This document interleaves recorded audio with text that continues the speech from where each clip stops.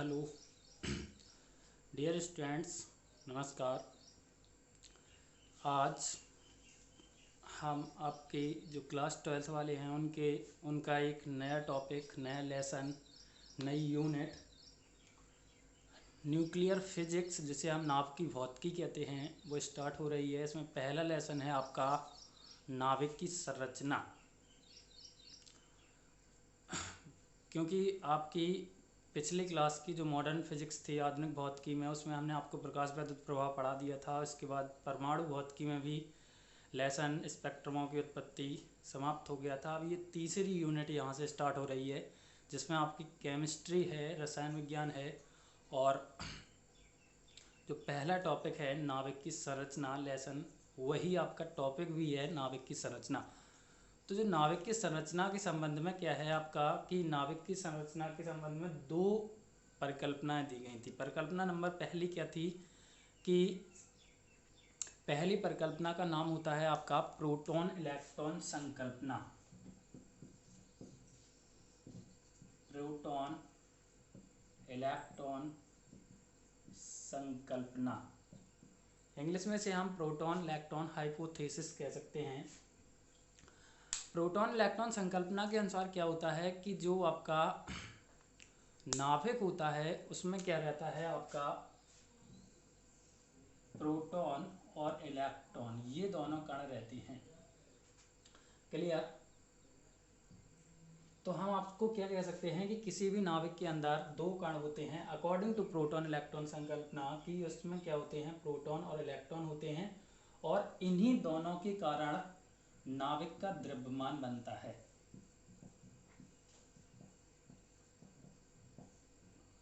और यही संयुक्त रूप से क्या होते हैं, उसके द्रव्यमान के लिए उत्तरदायी होते हैं नाभिक के, और आवेश के लिए भी संयुक्त उत्तरदायी होते हैं। क्या बताया, प्रोटॉन इलेक्ट्रॉन संकल्पना के अनुसार किसी भी नाभिक के अंदर दो कण रहते हैं, प्रोटॉन और इलेक्ट्रॉन, और ये संयुक्त रूप से नाभिक के द्रव्यमान के लिए उत्तरदायी होते हैं।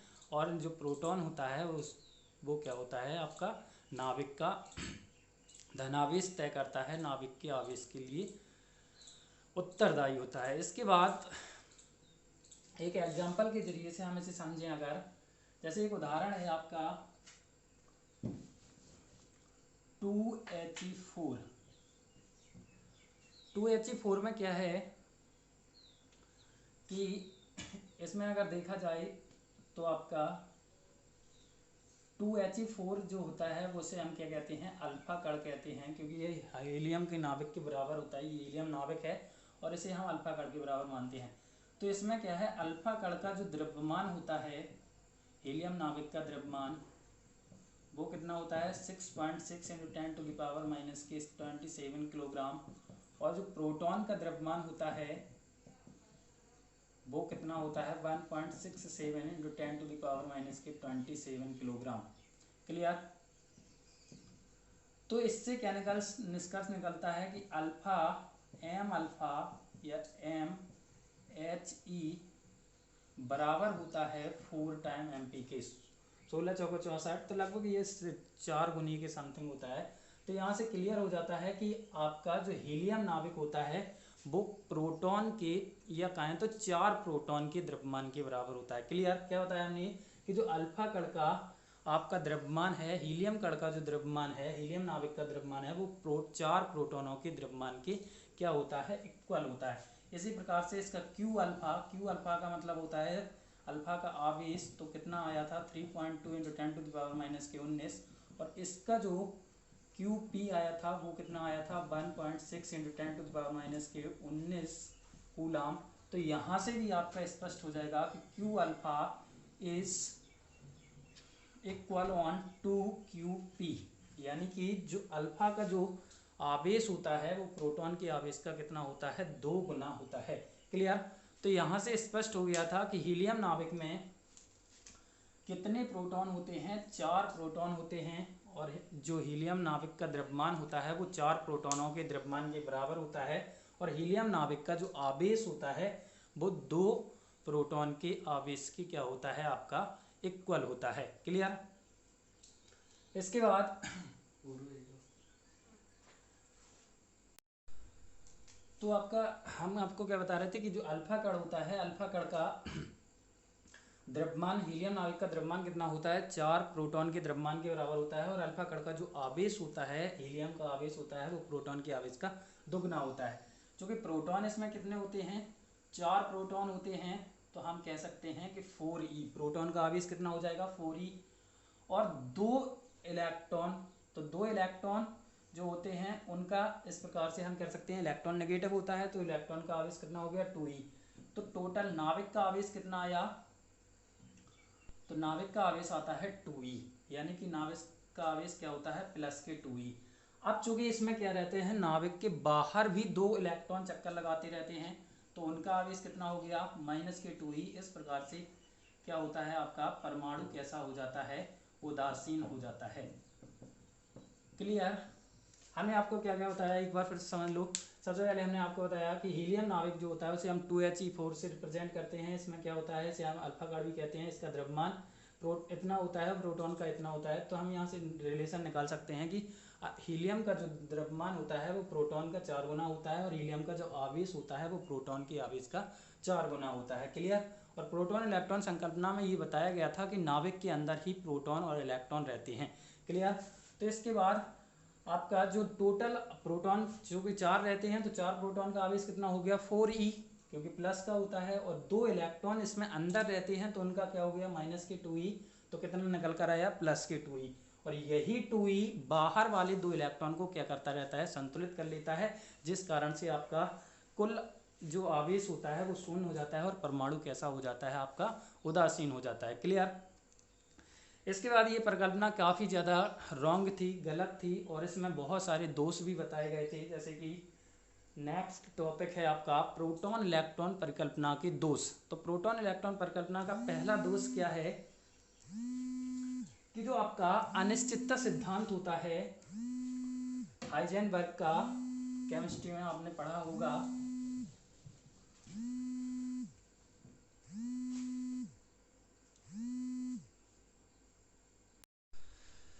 हाइजेनबर्ग के अनिश्चितता सिद्धांत के अनुसार क्या कि आपका यदि इलेक्ट्रॉन, ये क्या है आपका प्रोटॉन इलेक्ट्रॉन संकल्पना के हम आपको दोष बता रहे हैं। जैसे पहला दोष है, यदि इलेक्ट्रॉन नाभिक में रहेगा, नाभिक की त्रिज्या कितनी होती है 10⁻⁻15। यदि इलेक्ट्रॉन नाभिक यानी 10⁻⁻15 मीटर जैसे सूक्ष्म स्थान में रहेगा, तो उसकी जो ऊर्जा होती है इलेक्ट्रॉन की वो कितनी होनी चाहिए 100 MeV होनी चाहिए। क्या बताया हमने, पहला बहुत सरल है कि यदि इलेक्ट्रॉन नाभिक, चूंकि नाभिक की त्रिज्या कितनी होती है 10⁻⁻15 मीटर, यदि इतने छोटे से स्थान में रहेगा तो उससे जो इलेक्ट्रॉन है उसकी ऊर्जा कितनी होगी 100 MeV। परंतु जब हम देखते हैं कि जब इलेक्ट्रॉन चूंकि रेडियो एक्टिव होता है, जो रेडियो एक्टिव पदार्थ होते हैं उनसे क्या निकलता है, आपका बीटा कण निकलता है। और जब बीटा कण निकलता है, बीटा कण बराबर क्या किसके होता है, इलेक्ट्रॉन के। ये आप समझ लो थोड़ी देर के लिए कि बीटा कण किसके बराबर होता है, इलेक्ट्रॉन के। और जब बीटा कण निकलता है तो इसकी ऊर्जा क्या होती है, बहुत कम होती है। वो भी कितनी होती है, तो लगभग 2 से 3 MeV की कोटि की होती है। और जब इतनी कम ऊर्जा होती है तो इससे स्पष्ट हो जाता है कि आपका इलेक्ट्रॉन नाभिक के अंदर नहीं रह सकता है। क्या बताया कि यदि इलेक्ट्रॉन नाभिक में रहेगा तो उसकी ऊर्जा कितनी होगी 100 MeV। परंतु जब रेडियो एक्टिविटी में बीटा कण निकलता है जो इलेक्ट्रॉन के इक्वल होता है, उसकी ऊर्जा कितनी होती है, आपकी 2 से 3 MeV होती है। इससे स्पष्ट हो जाता है कि आपका जो इलेक्ट्रॉन होता है वो नाभिक में नहीं रहता। दूसरा दोष आपका क्या था कि दूसरा दोष, यदि इलेक्ट्रॉन नाभिक के अंदर रहेगा तो जो नाभिक का चुंबकीय आघूर्ण होगा वो इलेक्ट्रॉन के चुंबकीय आघूर्ण से कभी कम नहीं हो सकता। क्लियर। परंतु जब हम प्रयोगों द्वारा देखते हैं तो क्या देखते हैं कि जो नाभिक का चुंबकीय आघूर्ण होता है वो इलेक्ट्रॉन के चुंबकीय आघूर्ण का कितना होता है 1/1000। क्लियर। तो इस प्रकार से हम कह सकते हैं कि इलेक्ट्रॉन कभी भी नाभिक के अंदर नहीं रह सकता है। ये आपकी सेकंड फॉल्ट थी प्रोटॉन इलेक्ट्रॉन संकल्पना की। क्या बताया हमने कि यदि इलेक्ट्रॉन उसके अंदर रहेगा तो इलेक्ट्रॉन का चुंबकीय आघूर्ण यानी नाभिक का चुंबकीय आघूर्ण इलेक्ट्रॉन के चुंबकीय आघूर्ण से कभी कम नहीं हो सकता, परंतु प्रयोगों द्वारा देखा गया है कि नाभिक का चुंबकीय आघूर्ण क्या होता है, इलेक्ट्रॉन के चुंबकीय आघूर्ण का 1/1000 होता है, जिससे स्पष्ट हो जाता है कि इलेक्ट्रॉन उसके अंदर नहीं रहता। और तीसरी परिकल्पना क्या होती है कि यदि इलेक्ट्रॉन को हम उसके अंदर रख लें नाभिक के अंदर, तो जो कोणीय संवेग होता है वो मतलब कि बिना रखे हुए उसके कोणीय संवेग के क्या होता है, भिन्न भिन्न होता है, अलग अलग होता है। इस प्रकार से आपका क्या होता है, ये तीसरी परिकल्पना कमी हो जाती है,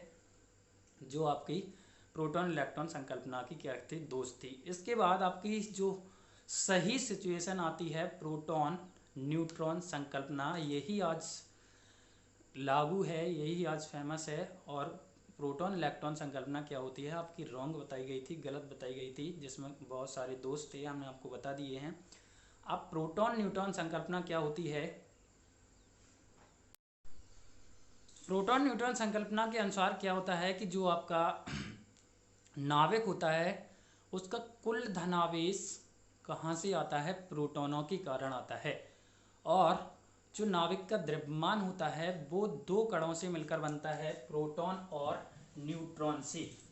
यानी नाभिक का जो द्रव्यमान होता है वो प्रोटॉन और न्यूट्रॉन से बनता है, और नाभिक का जो आवेश होता है वो किससे बनता है, प्रोटॉन से बनता है।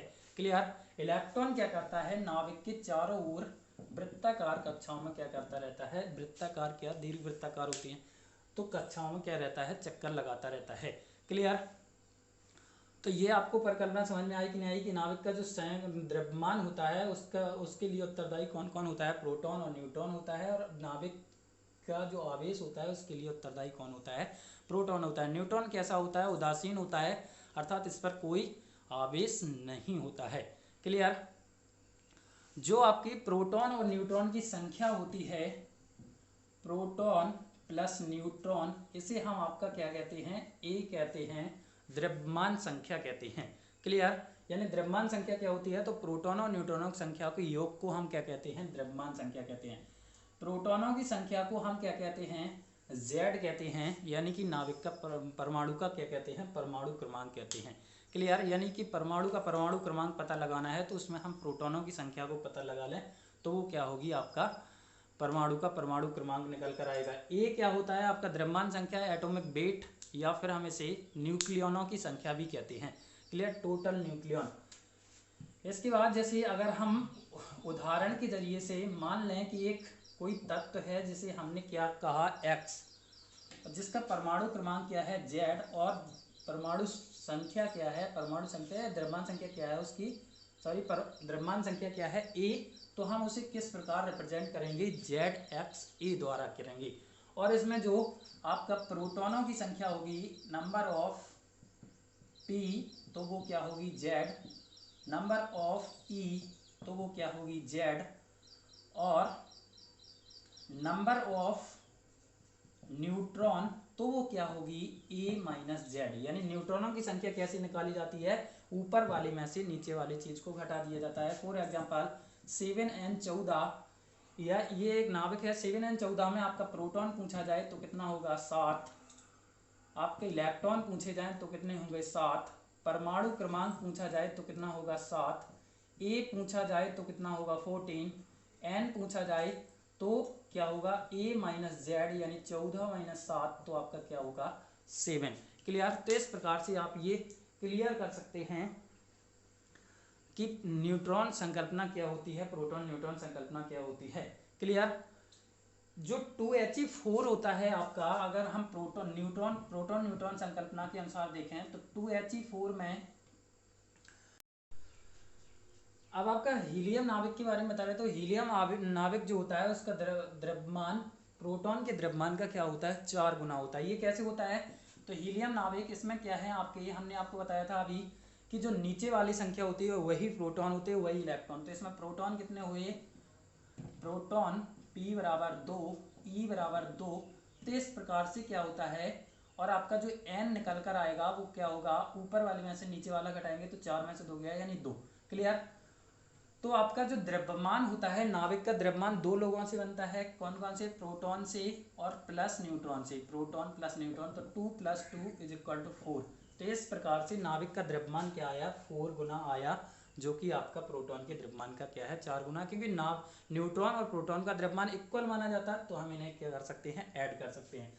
और नाभिक का जो आवेश होता है Qn, हम इस प्रकार से लिख सकते हैं, Mn का मतलब होता है यहाँ पर स्मॉल n न्यूक्लियस होता है, और कैपिटल N क्या होता है आपका न्यूट्रॉन होता है। तो Qn को हम लिख सकते हैं कि ये किसके कारण होता है, 2 प्रोटॉन के कारण होता है, 2 प्रोटॉन के कारण होता है। क्लियर। और जो मतलब कि इसका आवेश है नाभिक का, वो कहाँ से आया, प्रोटॉन के आवेश के कारण। तो प्रोटॉन कितने हैं, 2 हैं, तो इस प्रकार से।